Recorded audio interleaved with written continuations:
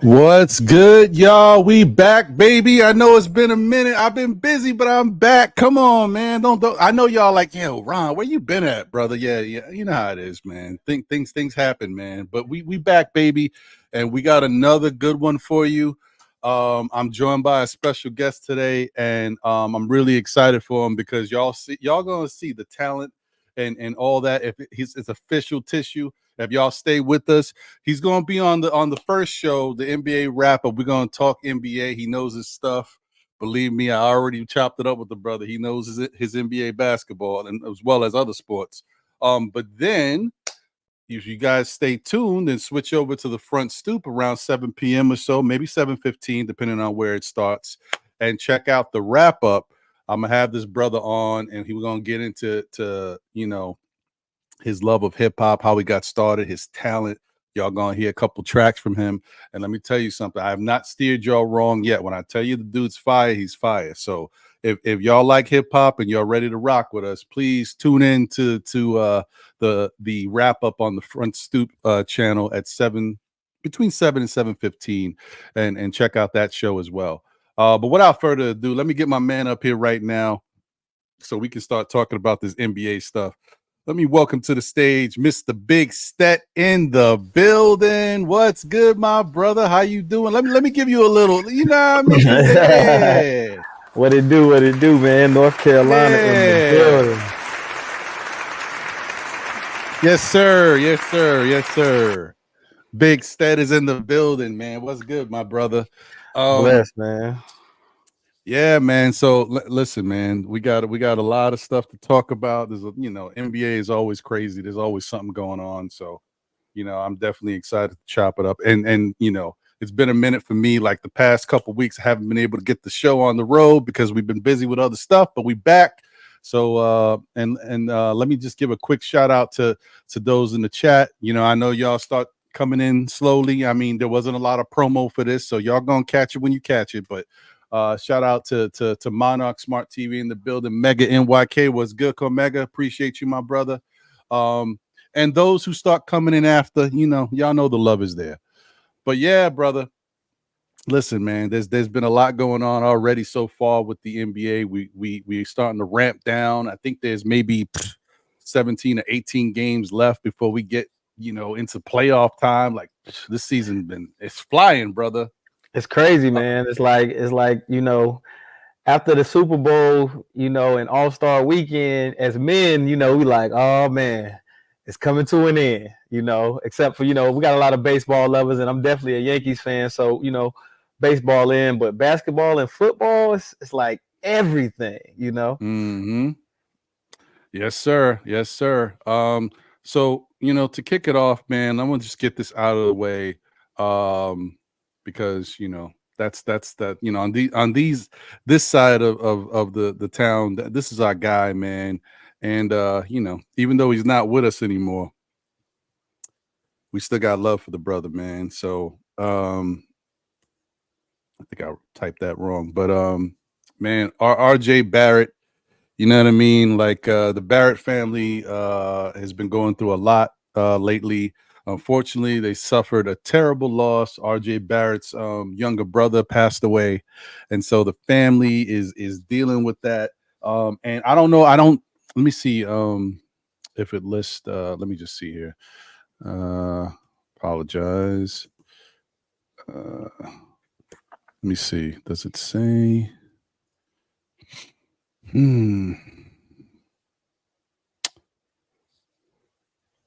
Yeah, I know. Maybe it's too tough for me to find it right now. Maybe somebody in the chat knows.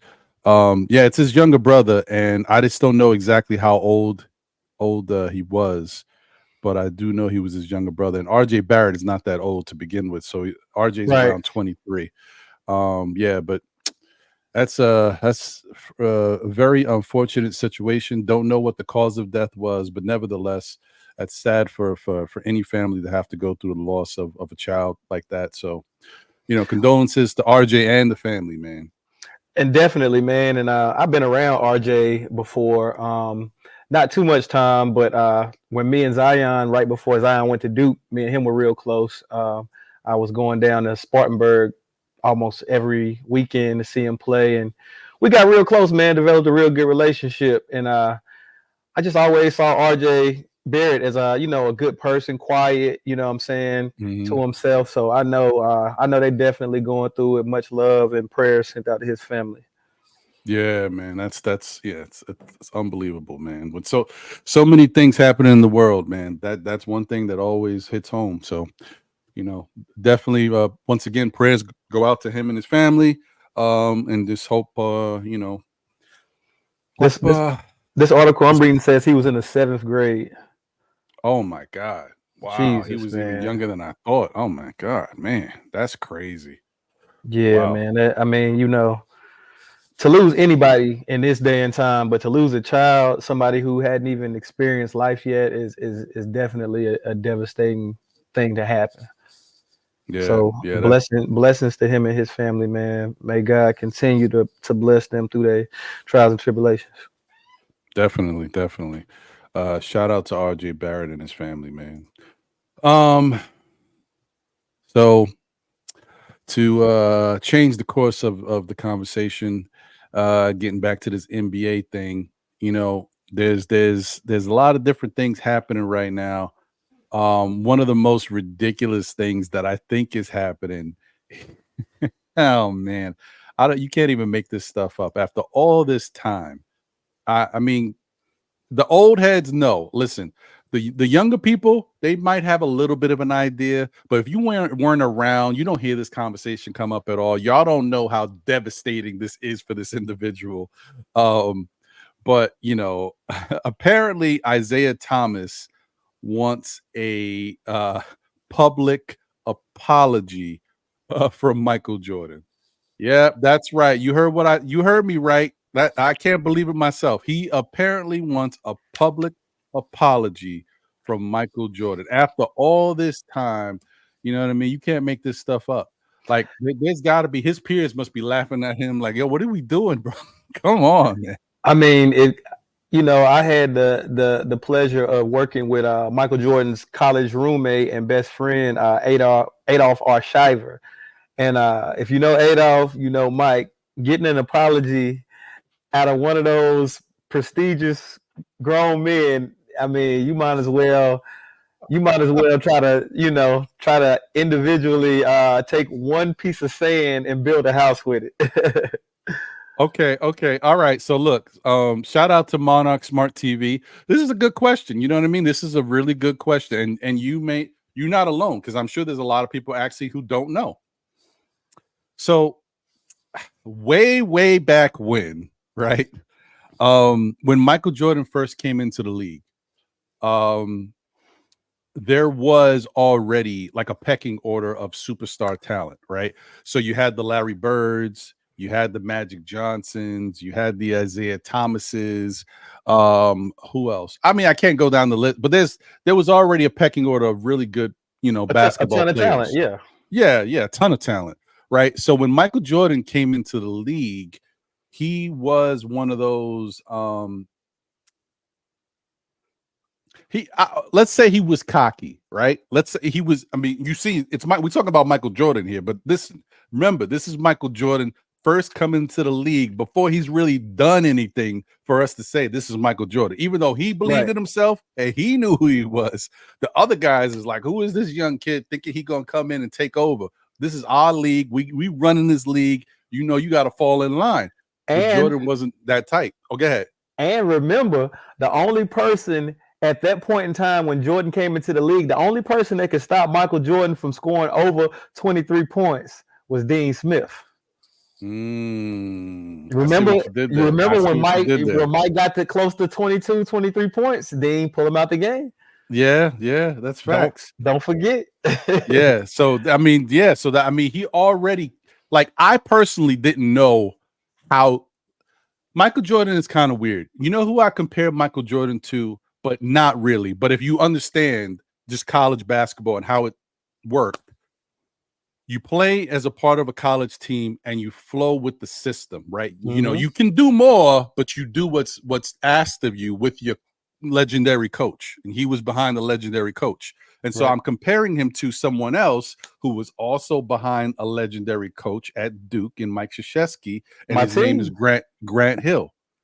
And I didn't even ask you about that. I'm a Duke fan too. We talked all last night. I didn't even talk. So whatever.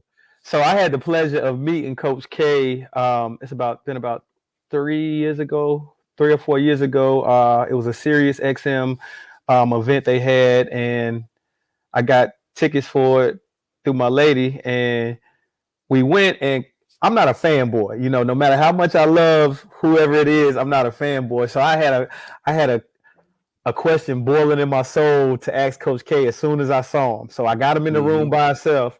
I said, Coach K, I said, why would you start Kyrie Irving in the Elite Eight instead of Nolan Smith when Nolan was averaging almost 20 points a game, 5 rebounds a game, 4 assists a game? I said he was probably going to be player of the year until after that game.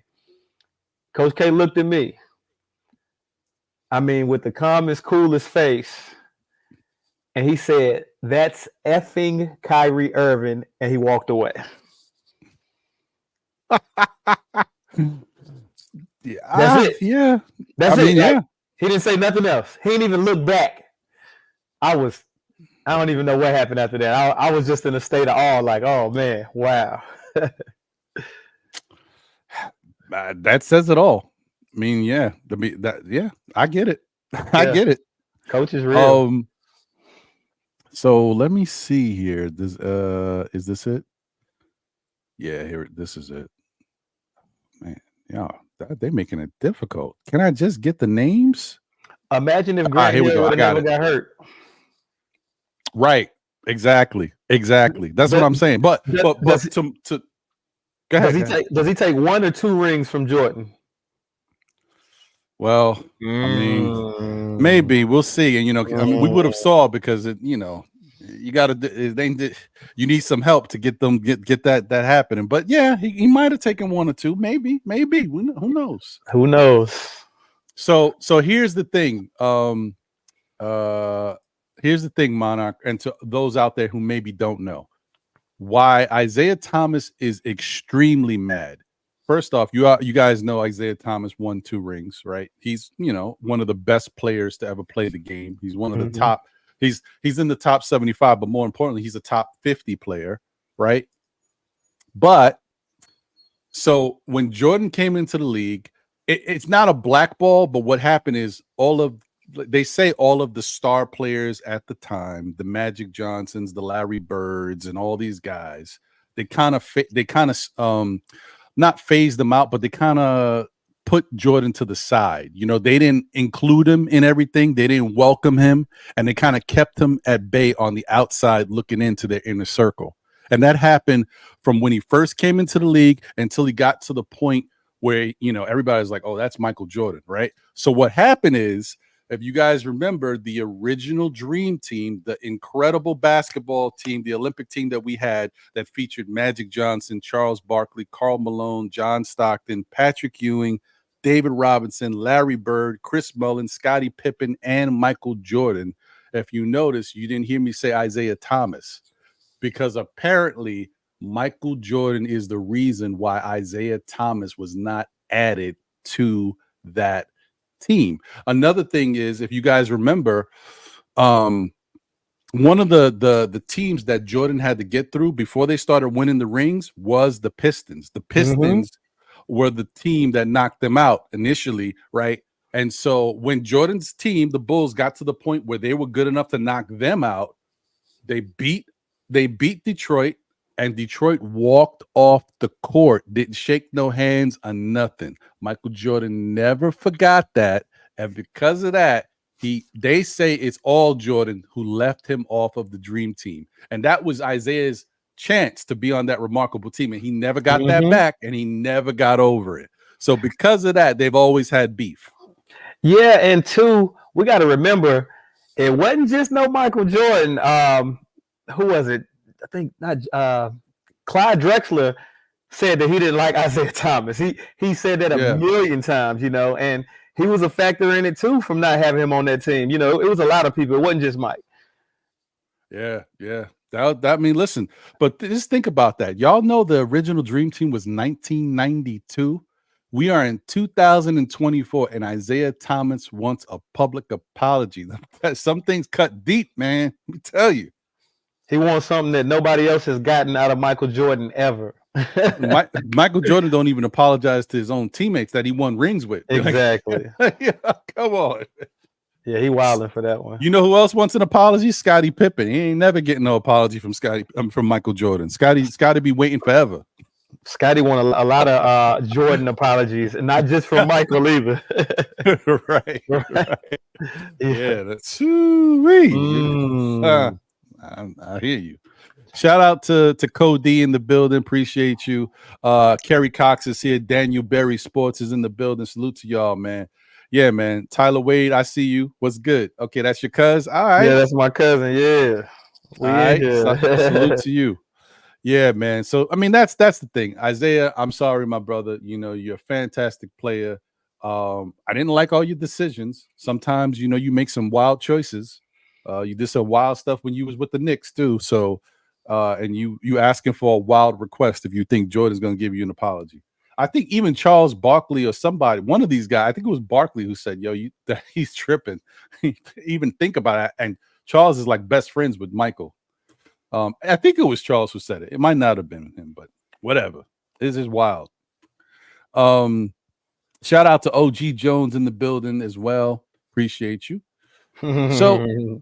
Yeah, I mean, I don't know, man. Good luck with that, Isaiah, on your quest, man. That's like him looking for an apology is like winning another championship. Good luck. Yeah, like nobody's gonna put you on the team as a player coach so you can win a championship. It's never gonna happen. Facts. Like you really gotta. I don't know, man. Just let it go, bro. You're one of the best players ever. You're a Hall of Famer. Just let it go. It is what it is. Let me throw a little side trivia in here. I saw today Magic Johnson at the age of 39 or 40 played in a Swedish league. He played 5 games. He had 2 40-point games at the age of 40, and no one ever knew about it. I didn't know at all. This was a team he owned in Sweden and actually played 5 games that season at the age of 40. I didn't even know about that. I'm gonna get you that clip, and we can put that on the next episode because he was balling like crazy. I couldn't believe it, yo. 40-year-old Magic Johnson was out there killing them. The boys couldn't hang with him. Oh man, that's crazy. Thank you for that, brother. I don't know how I never heard that. I didn't either. I mean, literally today, I'm just going through the reels, and I was on Twitter a lot today for some reason. I mean, excuse me, X, not Twitter, X. Yeah, and right. X. And yeah, man, I saw it. I was like, what in the world? Like, when nobody knows about this, they don't talk about it. But what ended up happening is they had financial problems before he got there, and they ended up going bankrupt. So I guess, after those 5 games, it kind of was over with. But they had packed crowds. They were sold out. He was balling, had 2 40-point games. It's crazy. Man, you learn something every day. That definitely, I did not. Did I even know that he had a team out there? I don't even know if I knew that. Okay. Watch how many people go and research it and see the clips. They're gonna be like, "Yo, it's wild." That is crazy, man. Because I don't think I knew that. Like, I mean, maybe because I wasn't really paying attention to stuff. Like, as I got a little bit more invested in basketball, looking at like guys like Amari Stoudemire and other dudes who had teams. Like maybe I knew that, but I didn't know about that with Magic in Sweden. Wow. Right. And it's way more publicized what athletes actually do outside of basketball now than the 90s or whatnot. You know, so many athletes have their own alcoholic beverages now, wines, liquors, tequilas, you know, vodkas, everything. So yeah, that's a fact. Wow. Okay. Well, I'm gonna take a look. I'm gonna do a little deep dive into that when I get a chance. Shout out to Wemby, man. That's right. You know, he is one of those players who's got aspirations. All right, and apparently he wants to be Defensive Player of the Year. You know, I like that about this young kid because we all like are enamored with the height and the fluidity of his game, his talent to be able to move the way he moves and shoot the way he shoots. But he's locking in on defense. He's like, I want to be Defensive Player in the Year. That makes me like this young kid even more, man. I ain't gonna lie. So I mean, that's pretty dope. Currently, his defensive rating is 107.3. So he already is one of the really good defenders in the league. So yeah, man. I mean, hey, it could happen. It could happen. here's my only gripe. Do we have an award for Offensive Player of the Year? Or do we only have an award for Defensive Player of the Year and MVP? Yeah, pretty much. That's what it is. So now I pose this. Should the top scorer in the league get MVP? That's a good question. Or should they introduce a Offensive Player of the Year award aside from the MVP? You know what? Someone said this years and years and years and years ago, and it kind of died down. But that's a really good question, and I think that's something they should think about. Somebody just commented they have a scoring champion, but scoring champion and Offensive Player of the Year have a different pull to it, you know. And right. It feels a little bit different, you know. Yeah. That's true. And you know, the thing about it is, like, if they had so I mean, if you're gonna do it all the way, right? You know what I mean? Mm-hmm. Like, so you got Defensive Player of the Year, but you also got 3 all-team defensive teams. Exactly. You know what I mean? What they do is on the flip side, what they got all NBA teams, but those usually go to like the people who are the all-stars of the league. So I guess maybe that's the way they're looking at it. Like, those all NBA teams are usually set for the best offensive players. See, That's because though. and I'm not saying, you know, I think they should have whoever scores the most points should get the scoring title, but whoever is the most dynamic, unique scorer who can't be stopped should get Offensive Player of the Year. Because if you scoring all the points, that might just mean that you getting a lot of wide open shots. You know, you might have been off the radar, but if you scoring through traffic, like your body of work, like your epic scoring in clutch situations and pivotal moments in the game, and your winning percentage should all be factored into Offensive Player of the Year. Scoring title should be a separate thing, and I think Offensive Player of the Year should be a separate thing. Right. And not to backtrack, but shout out to Monarch Smart TV. Nah, bro. If you know Michael Jordan ain't never apologizing to Isaiah Thomas. You talk about petty and dudes that hold grudges. Mike is the look up the dictionary, look for the face of the person, and you're gonna see Mike's face there. He is that dude. Oh, that's he a ain't fact. never apologizing to Isaiah Thomas. Never. Yeah, but I see your point though with regards to because you know the reason why it's interesting is because sometimes you do get that player that gets unfairly penalized, right? Because their team is not a playoff team, right? You can have a team that's good. You don't have to be one of the worst. You don't have to be on Detroit, for example. You could be on a middle of the pack team, but they just right outside the playoffs. But you've been killing all year. And so you get penalized because your team don't have a good record. So that I see your point when it comes to that. That is true. I mean, think about how many times I think Kobe was leading the lead in scoring and didn't get MVP. Right. Think about the second MVP that Steve Nash got over Kobe. Yeah, that was crazy. That second one shouldn't have happened. But you know, I mean, you could have gave it to Shaq or Kobe, But Steve Nash didn't deserve that, and I'm gonna stick with that till the day I take my last breath. I hear you. Yeah, you wasn't the only one. A lot of people was saying some stuff. I remember when he got that, people was like, I don't know about this one. Yeah, man. Who's It controlling happens. these synonymous votes? Right. Exactly. So yeah, man, we'll see what happens. But I like I said, once again, I like the fact that the young Wemby is aspiring to be an all-around player, and he's really hanging his hat on the defensive side. That's pretty dope. So we'll see what happens with this young guy. I know I didn't put this up as a topic, but I saw that Shaq was on a show, and they asked him, who does he think is the next generation of big-time players, like going forward, to take over and, people pass the mantle to. And his list, I think he named a couple people, but he's settled on three. Tyrese Halliburton, sorry. Shea Gilgeous-Alexander, and I think he said his number one guy, who's right there, he just needs a little bit more, but I think a lot of us would agree with that, is Anthony Edwards.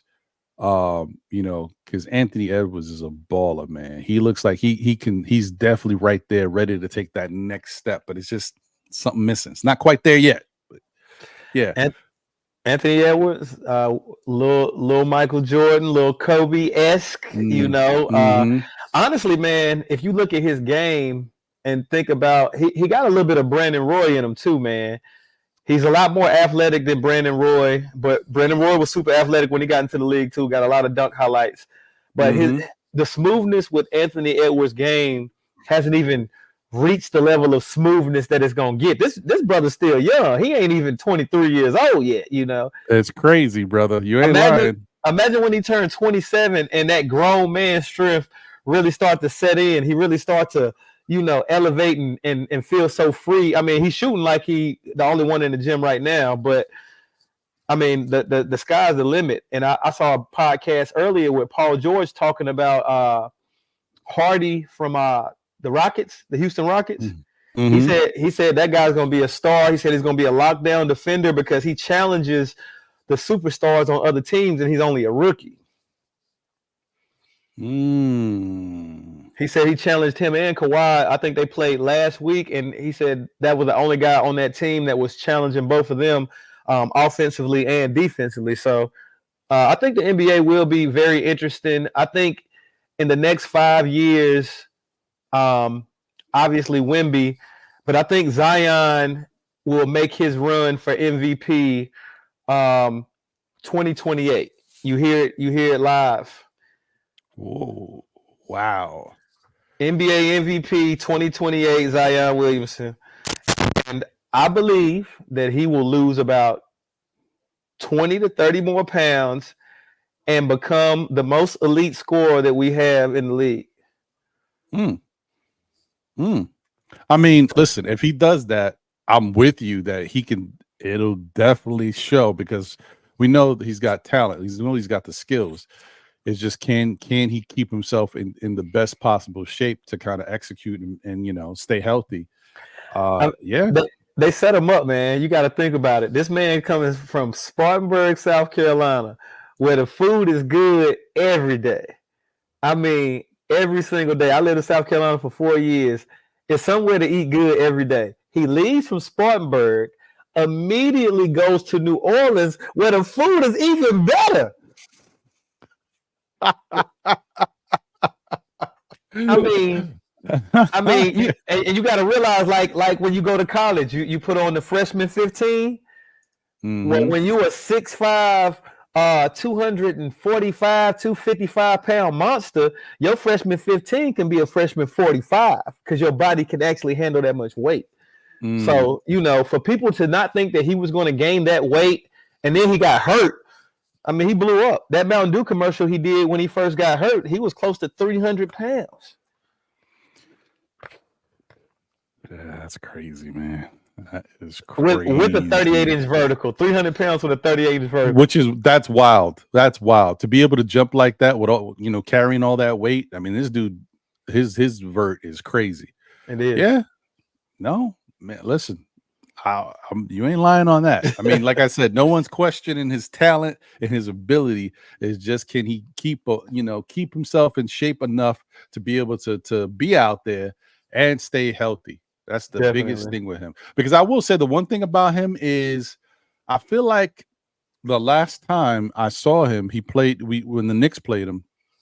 And I haven't seen him too much, so I'll be honest. When I seen him against the Knicks was one of the first times I seen him this year. He looked a lot bigger than I remember. And he didn't move the same way I was used to him moving. Because as I said, I am a Duke fan. And I did watch him at Duke. And I saw him in high school and all that stuff. And I seen a little bit of him in New Orleans. But whatever I saw before, he just seemed a little bit slower this time around and bigger. So, yeah, we'll see. Well, he got the first injury at Duke when he blew out the shoe, and it wasn't an injury, but they were so cautious for not letting him play until close to I think it was around March Madness time. But that time off, he picked up weight then that wasn't really too noticeable. But then when he got hurt in the NBA, and it's different when you got millions of dollars and you hurt, so you're not thinking about eating healthy while you hurt. You're just thinking about eating. Facts. Yeah, he definitely just needs to kind of put himself and his career first throughout all the other stuff that I don't know he may be dealing with. I mean, he already made some strides to cut some stuff out of his personal life because his personal life was starting to look a little crazy. So yeah, I mean, so hopefully he continues on that same path. I mean, I kind of do feel like he might need a change of scenery. Sometimes a change of scenery will do you some good. So well, I mean, I don't know. His change of scenery needs to be like a San Antonio, a OKC. I don't know if he's ready for New York bright lights or LA bright lights or Miami bright lights, because you saw what happened while he was in New Orleans, the incidents that happened with the females. So, I mean, and it doesn't matter to somebody like him who has money, who can, the female's going to come wherever you at if you got the money, Right. But being in those bright lights, you get exposed to it a little bit more, Him in LA. 100%. I could only see the headlines. Zion at wild LA party. Twins on the way. Yeah, man. You like some of these young guys, man. They out there living their life, man. It's listen, what are you gonna do? These are young guys with millions of dollars. The world's their oyster. They got all types of things being thrown at them. Temptation is tough for some of these guys. Here's the thing, though. It ain't like he hadn't heard it straight from the horse's mouth. Mm-hmm. I had a child outside of my relationship with my lady, and around that time of me being around Zion, my daughter was born in 2018. So he knew firsthand about how things could go if you're not being responsible and being a man about your handling your business. He knows how it is. He's heard firsthand from me, I'm pretty sure from other people in his family too, but definitely from me, he heard firsthand about you got to be careful. You got to wrap that thing up, dog. Yeah. Don't let them catch you out there. They will catch you slipping for real. And it's like in the grand scheme of things, these guys are especially the more talented ones. They're rich. They're gonna be rich for a little minute. So even if you do make a poor decision and kind of get with the wrong person. But then you do wind up even say having a baby and something beautiful comes out of it. But you are now like in a situation where you obviously it's going to take care of your child, but then you kind of like caught up in a situation. Well, now you have to continue to deal with that person that you had this thing happen with. I don't want to say thing happen, but in a situation where you did something that is the relationship is not going to stand the test of time, like that. Right. And it's just more to think about as a player. You can't 100% focus on your game. You know what I'm saying? You now have to think about, you know, and this is not a bad thing, but you have to think about the life of someone else besides yourself, you know. Correct. And it can make that's you the whole thing. Yeah, it can make you grow up or it can make you crumble, you know. It just depends on, you know, how you handle it. Right. And that's the thing. Like, you know, sometimes, you know, beautiful things come out of mistakes.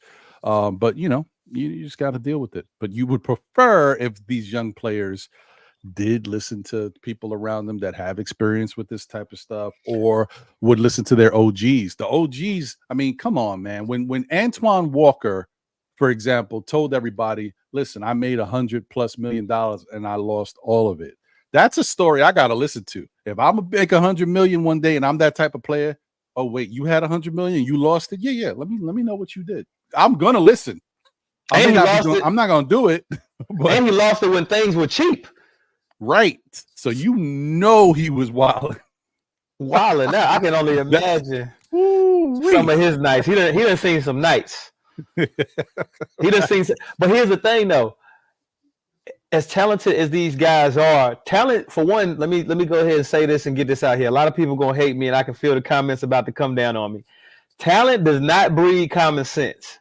Talent does not breed responsibility. Talent only breeds talent. Now, on the flip side of that, they get this money. They're not responsible. A lot of them don't have too much common sense, and it doesn't matter what college they go to because you're getting paid to go to college, even back then. Mm-hmm. They don't realize how gullible they actually are until a situation like this happens. Gullible, you know. You got the money, but you're still gullible. That's just the growing pains of life, man. And those that have access and money, they just gonna go through it like it's gonna be a little bit tougher for them than others, I guess. You know, this is how it is. Well, you know, hopefully one day, you know, these young athletes start to learn, man. It can't happen the same way forever, can it? I don't know, maybe. Monarch Smart TV said Walker got robbed investing in the wrong projects. He also gambled a substantial amount of money away. Yes. Out of that 100 million, I guarantee 30 million went away gambling. Well, and you know, even with that, like there's players who we know have been notorious gamblers. Charles Barkley was one of them. There's a bunch Michael Jordan is a notorious gambler. I don't want to get into that, but if you know, you know. If you know where I'm going with that, you know, stuff happens, and they say the worst possible thing that happened could have been blamed on Michael Jordan's gambling. We don't know if that's true or not. Speculation. Y'all know where I'm going with that. Allegedly. I'm deep in that story. I'm sure you are. Whenever you want to talk about that, I'm 100% ready because they're not going to like that conversation. Yeah, I might have to. I don't know. I might have to really think about that one. That could be a maker or a breaker. Yeah, like I get worried about stuff like that. That's like, you know, that comedian that brought up a story about one of these entertainers, and then they started investigating. I'm like, nah, I don't want to be that guy. I don't know. We'll see. But yeah, like so.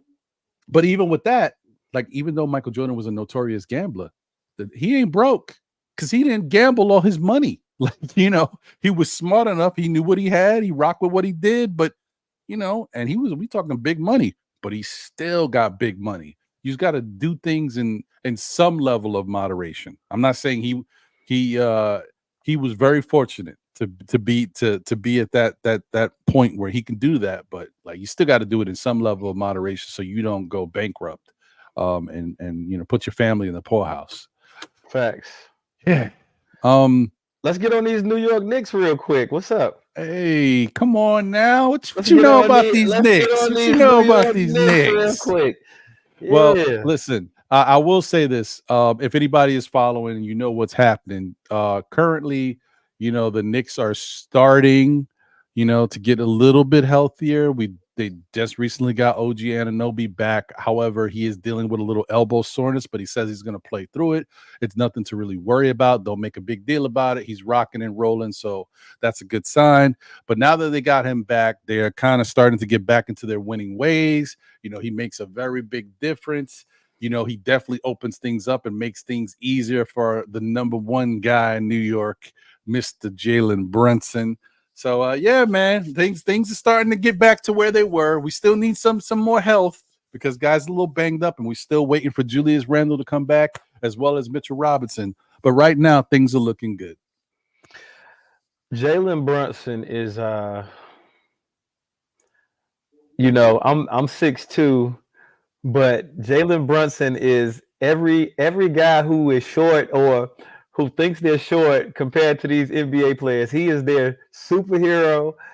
He is by far I think he's the most unique scorer in the league this year. Thank God Jalen Brunson's not 6'5" because he win MVP every year for the next 10 years straight.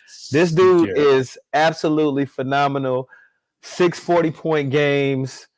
One of the most clutch players for his position and his size in the NBA, has no back down. That boy is special, man. And I cannot wait to see him and the New York Knicks go as far as they can in the playoffs. I actually would love for the Knicks to come out the East. I'm so tired of Boston. Every time I think about Boston, I'm a Lakers fan, but I do not like Boston. And that's just what it is. I hear you. I mean, if you are a fan of the Lakers, you definitely don't like Boston. Yeah, y'all had enough back and forth for many years. So I get it. I get that. Yeah, it would be great. It would be really nice to see as a Knicks fan for the Knicks to take that next step. They've made it to the second round in the playoffs in most recent years. So they haven't been to an ECF, Eastern Conference Finals, in a long time. It would definitely be nice for them to get there and then possibly make it to the finals. So we'll see what happens. But I think they need to get the sum of all their parts healthy. They can beat up on certain teams right now, but if they want to beat the big boys consistently, especially playoff time, they're gonna need one of those two guys. They're going to need a Julius Randle or a Mitchell Robinson, because at least if they can't score like these teams, they can stop them on defense and out rebound them. Facts. Yeah. Let me ask you this: do you think if the Knicks don't make it to the Eastern Conference Finals with everyone back, will it contribute to the fact that Julius Randle is coming back and wanting the ball in his hands more because he's been missing so much basketball? Or do you think he'll come in and adjust to Jalen Brunson being the more dominant scorer? No, I think he'll come in and adjust, because I think he's already had about a year and a half to adjust to Jalen being the dominant scorer. And so the other thing is, I think the interview that he had months back with Paul George on his podcast, when he mentioned that he actually feels more comfortable and prefers being a number two, was telling. But it also says that he doesn't mind the pressure, but he's not opposed to someone else being the main guy, so he could fall in the cut and just do what he's got to do. So I think he has no problem with it. And I think he sees the difference between, listen, you call a spade a spade. He sees the difference between his game and Jalen Brunson's game. Jalen just has a little extra thing that allows him to step up in big moments more consistently than Julius. Julius has had a couple game winners, or there's been times in the fourth quarter where he stepped up. But Jalen Brunson just he's just better at it. He's just more comfortable at it and a little bit more dependable. And why not lean on a guy who can do that night in and night out? And if you can step up, you have your time to step up too. But I think they're in a really good spot. The way the game was officiated last night, I don't know if in another arena, because they weren't playing at home, but I don't know if he's going to get those same calls. Almost every time he drove and had a slight bit of contact, he got the and one. Yeah, that's true. So I don't know if he goes and gets that same contact and doesn't get those calls like Is he going to have that 40-point game? Does he make his, our teams now gonna you go after somebody once you feel that contact and they're gonna get the whistle. So now you kind of put a little more umph onto it so that they don't get the and one at all. He had what 6, 7 and ones last night. Yeah, he had a bunch. Now the next team's gonna come in. They're like, nah, we'll give you the foul, but we're gonna put a little something on there. You're not about to keep getting what you getting every night or what you got last game. And that's how the mindset of some players are. Right. Yeah.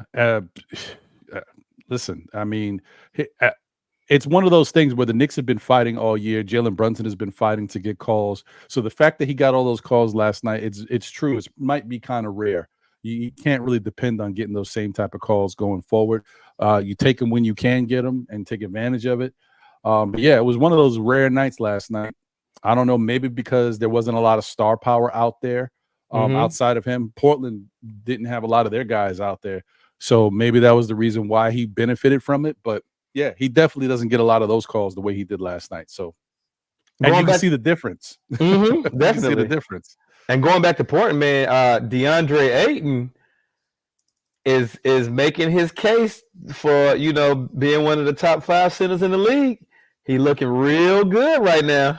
Now that's interesting that you brought that up. So we could touch on that real quick. Have you noticed that with a lot of these guys, Anthony Simons was playing a couple of these games, but they haven't really. I don't know what happened to Grant. I don't know. Even when he's out there, all of a sudden his points have dipped. I don't know what happened to Jeremy Grant, but yeah, all of a sudden, man, Ayton is like balling. I don't know. I like it. He looks a lot happier, man. He looks a lot happier. Honestly, I don't like Devin Booker. I know that's just random as it is, but I just feel like I don't feel like he's a good teammate. I feel like he's too arrogant within himself. And I don't know, man. He kind of makes me uneasy. So just him being in the locker room and DeAndre Ayton kind of being a player who's new to the league and still trying to find himself. Then they go through the whole identity crisis in Phoenix, and then him not wanting to play for the coach. And then KD comes there, has his turmoil there. Like, it was a lot going on, and I felt like he wasn't getting as much attention as he should have in Phoenix, because that team should have been a championship caliber team.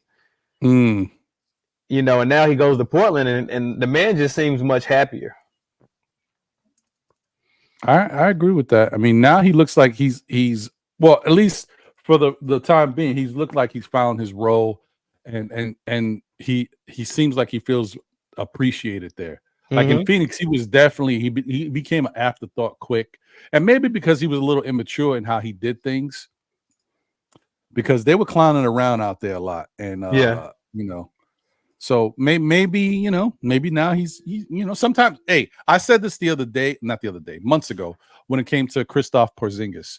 Like, Kristaps Porzingis was kind of full of himself with his family, being his agent, all that stuff, and I felt like he needed some time to grow and kind of just, all right, this is the NBA. I'm not really the man here. I'm one of the guys here. This is my game. I got to learn what's comfortable for me. And I got to learn that this is a business, and I can't be asking for all types of wild stuff because there's a way things happen. Like, I think he had to go through that. And I feel like for DeAndre Ayton, he just had to grow up. Like, Phoenix was a little collegial over there. A lot of antics, a lot of partying and joking around over there. So I think he's growing up.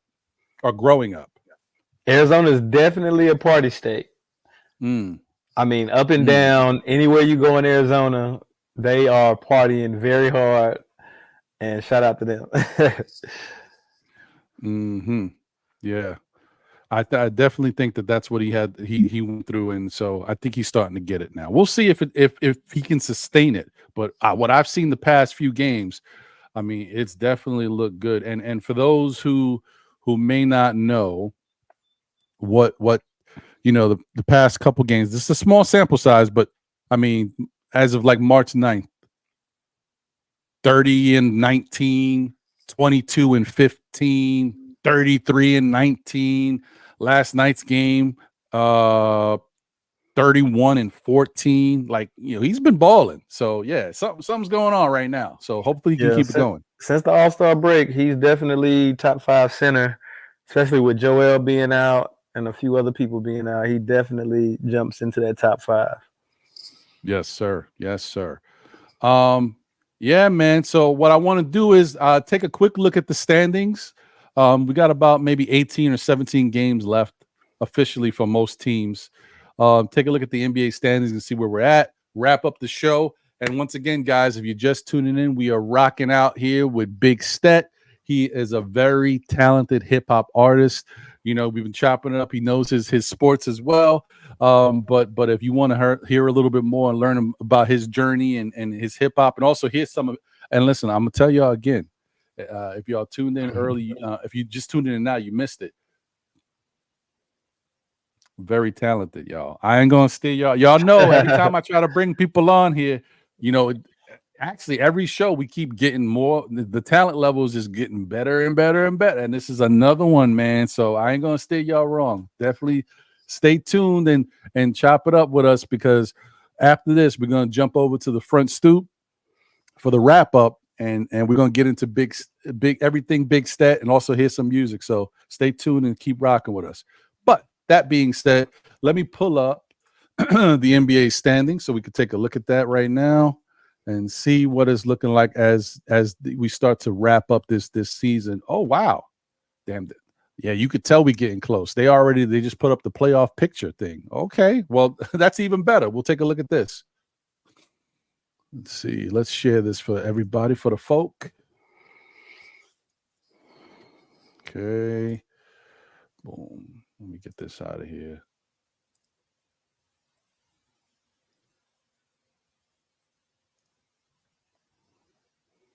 Here we go. I wanted to go ahead. I'm sorry. I wanted to point out something real interesting, man. Boston at home is 30-3 right now. At home. That's nuts, nuts. And they're 22-11 away. Like, yeah, those are college numbers, yo. I keep telling people, like, I'm a Knicks fan and we diehards, and we know that when our team is fully healthy, we think we could play with anybody, and I agree. But let's don't get it twisted. Boston is a beast right now, so just understand they're a beast. Very respectable. So let me see if I can make this a little bigger for y'all. But for the most part, as you can see, this is the current playoff picture as of today. And you can see, I mean, Boston is 52-14. They will be the number 1 seed. The number 2, we're talking about Eastern Conference. The Milwaukee Bucks are 43-24. They'd be the number 2 seed. Number 3 seed is the Cavaliers at 42-24. The Knicks are at 39-27. They are very fortunate that in January they went on such a run. They were 15-2.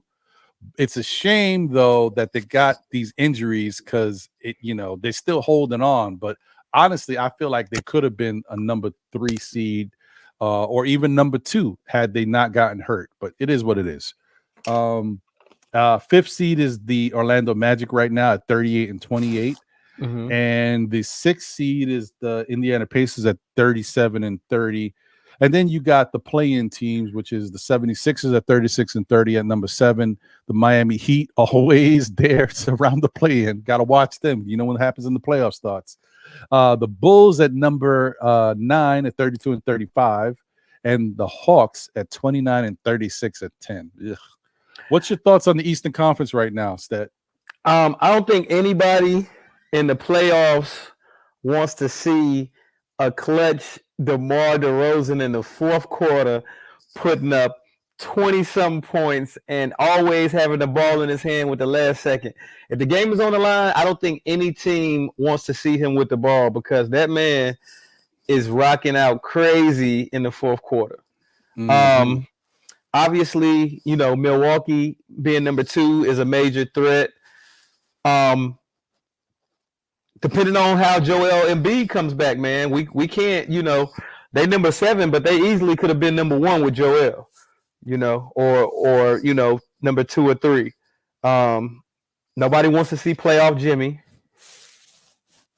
I don't know how the Cleveland Cavaliers and the Indiana Pacers are going to do in the playoffs. They play good during the season, but I don't know if they're ready to take that next step. Now, I have the Magic going to the – oh, no, I don't have the Magic going to the second round because they're playing y'all in this bracket right here. The Magic are good, man. I don't know how many people watch them on a daily basis or whatever, but the Magic are exceptional. Mm-hmm. They are exceptional. They are, you know, Pablo Banchero he's going to be league MVP somewhere around 2030. I can see it. He definitely got an incredible game. 6'10" He's got to court. Yeah, he's just got to learn how to, find his spots. And there's certain things he needs to clean up a little bit, but he's got a lot of game to him. Mm-hmm. So yeah, I mean, I don't doubt it. It could happen. It definitely could happen. What do you think the Cavaliers are going to do? What do you think Donovan Mitchell is going to do in playoff? You know what? At some point, Donovan has to get back to how he was looking in the bubble. You know what I mean? In the bubble, he was looking incredible. If I'm not mistaken, I believe it was the bubble year. So that was I think he's going to get back to that. The only thing that really has impacted Donovan Mitchell is when he goes up against Jalen Brunson. Because both times when he went up against Jalen Brunson, when he was with the Mavericks, Jalen was cooking him.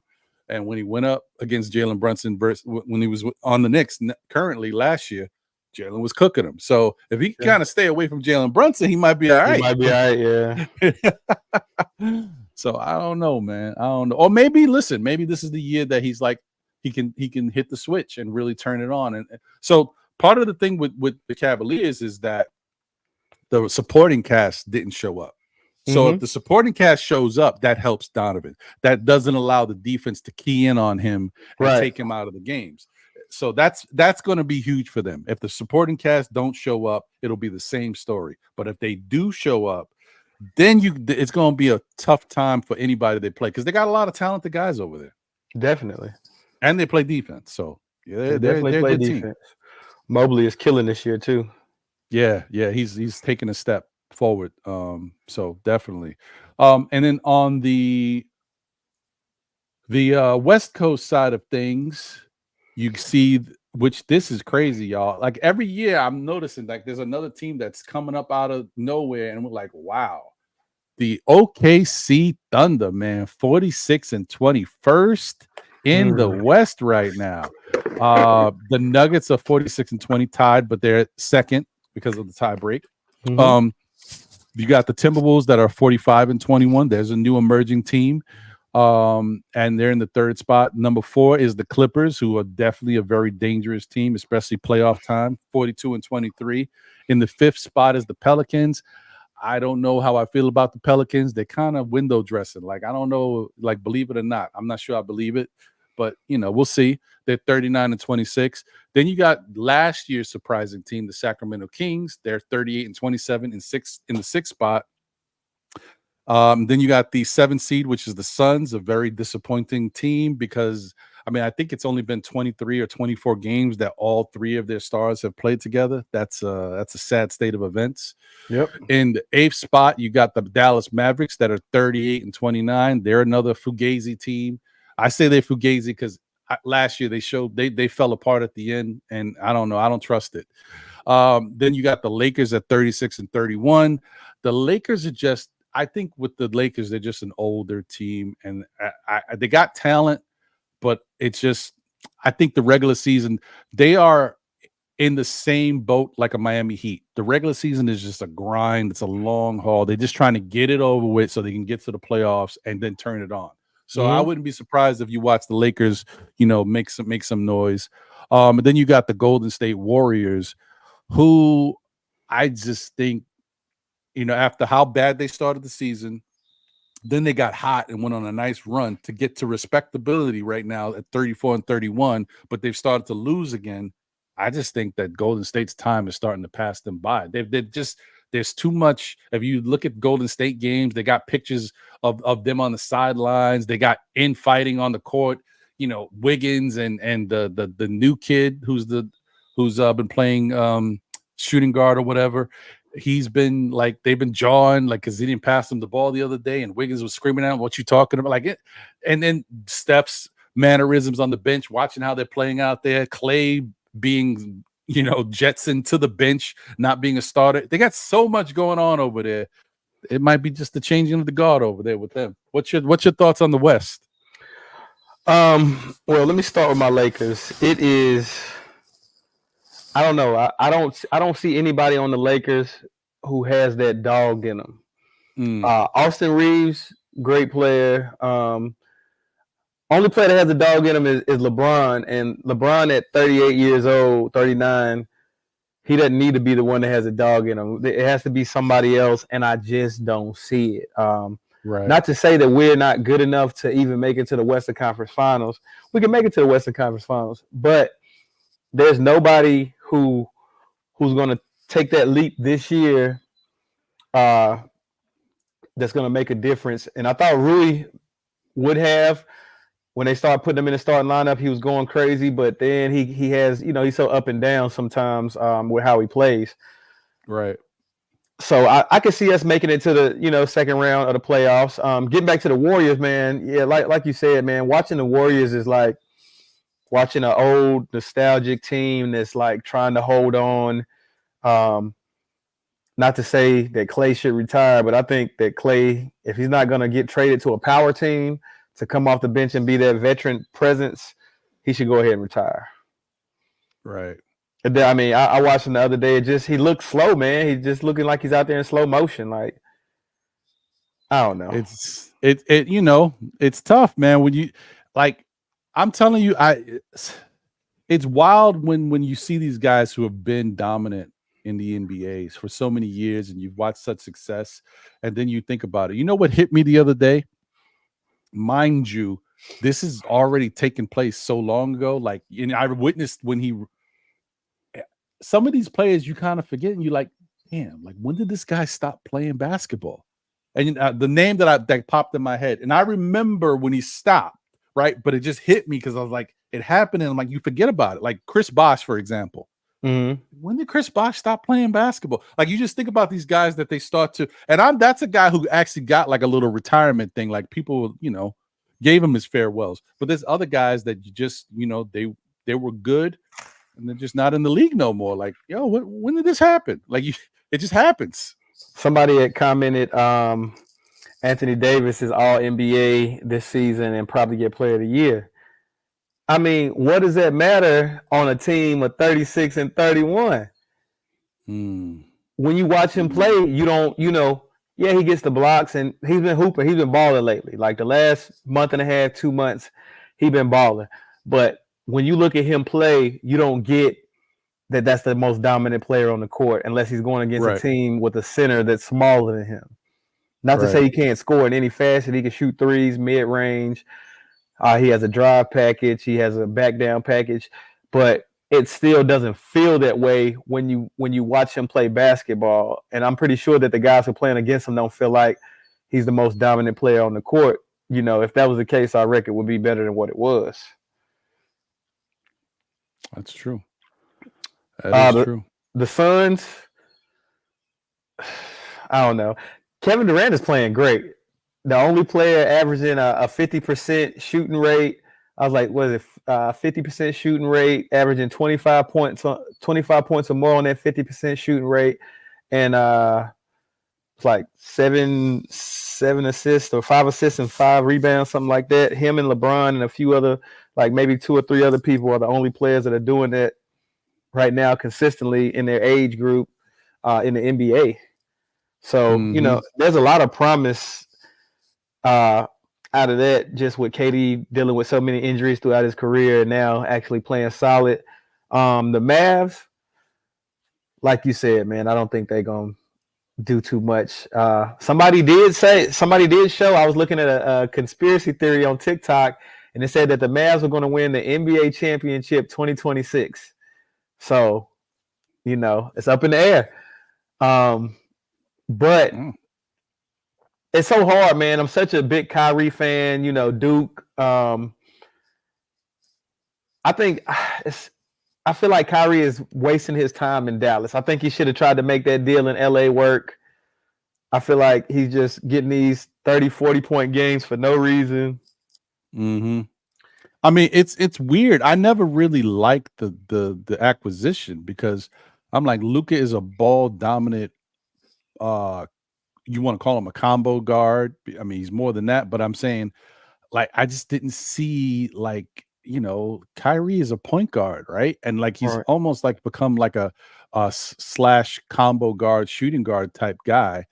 And I mean, but then again, who knows? Maybe Kyrie didn't want that. Maybe the move works for him because he wanted a little bit less of a having to be ball dominant and set up for other players' role. I don't know, but I never liked it. I just didn't think that was a good mix. Who's going to stop the Nuggets?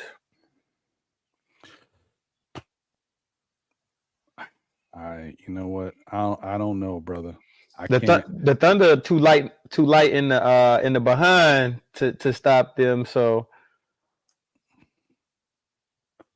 it's tough. It's tough to see who. I think the Nuggets are just did. The only thing about the Thunder though is when they're clicking, they're a really potent team that can run up and down on the court.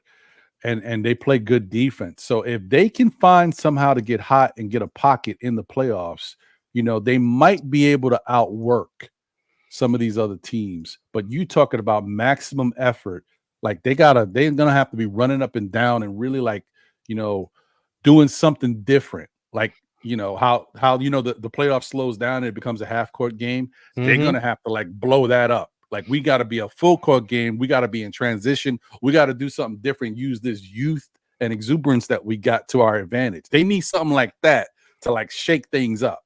Facts. And I think the Thunder are number one in least turnovers per game.